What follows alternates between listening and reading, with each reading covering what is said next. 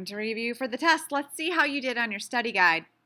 I'm just going to talk about it a little bit and then we'll go from there. So let me see if I can focus this just a little bit better for you.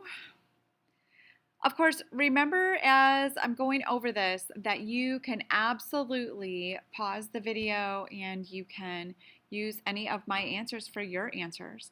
And as we're going over it, if you want to ask questions, just make sure that you write them down, and tomorrow or the next class, if you have questions, I'll answer them before you take the test. Okay? I'm going to start at the top here with potential energy. Potential energy is the energy of position, the shape or the condition of the object. Okay, the definition of kinetic energy is the energy of motion. The definition of energy is the ability to do work. The definition of joule is the unit used to express work and energy. You need to be able to define and give an example of gravitational potential energy. That's when work is done on the object against the force of gravity, like an apple hanging from a tree. Anything hanging that could possibly fall has gravitational potential energy. Elastic potential energy is when an object resists being stretched out of shape. This could be your skin, it could be a spring, a trampoline, a rubber band, a bow and arrow, just the bow when you stretch it. Chemical potential energy. This is energy stored in molecules. And you can find it in gasoline or any other fuel source like wood, anything that can burn. Okay.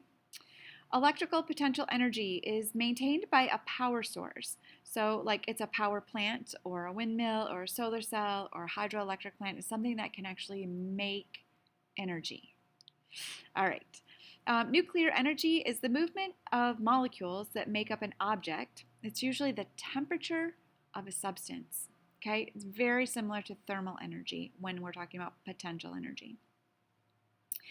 Electrical energy, when we're talking about kinetic energy, is the movement of electrical charges, and you get that in power lines or lightning. Radiant energy is kinetic energy that shows up as a light. It's usually in the form of radio waves or X-rays. Okay. Sound energy is created when matter vibrates, like a drum or a tuning fork or a guitar string. Okay. Mechanical energy is motion energy from when something is moved from one place to another, water flowing or a bicycle moving. Okay. Thermal energy is heat caused by the movement of particles, and again, that's temperature. You need to be able to answer the following questions. The formula to calculate gravitational potential energy is weight times height equals gravitational potential energy. Remember, weight has to be in newtons, height has to be in meters.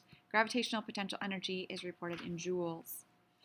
Number 2, calculate the gravitational potential energy. So here's the first problem. A boy has a weight of 50 newtons and he climbs 10 meters up a telephone pole. You multiply newtons times meters, so 50 newtons times 10 meters is 500, and it's reported in joules. An owl has a weight of 2 newtons. It watches from 15 meters above, hoping to catch a mouse. You multiply the weight, which is 2 newtons, times the height, which is 15 meters, and you get 30 joules.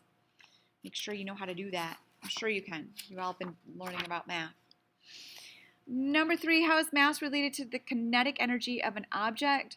The more mass something has, the more kinetic energy it has. It just has more molecules, okay?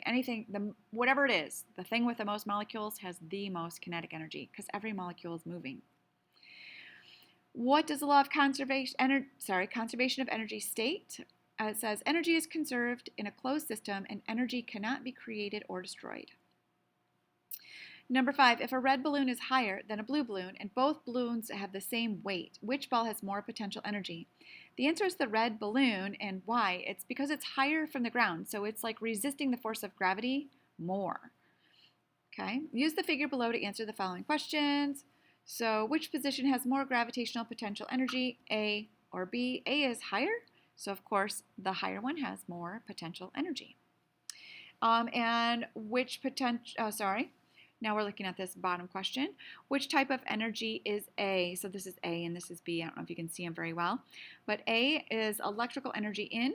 It goes to the microphone, and then the energy out is sound. Okay? How does the diagram with the microphone support the law of conservation of energy? So the microphone is actually like a closed system. So there's no new energy created. It just transforms electrical energy to sound energy. All right, make yourself some flashcards. Make sure that you read over all the sections um, in your resource document packet from Schoology. Make sure your notebook is kept up to date because of course you can use it during the test. So good luck, you guys. Make sure you've written down any questions that you have so we can talk about them when you come to class before you take the test.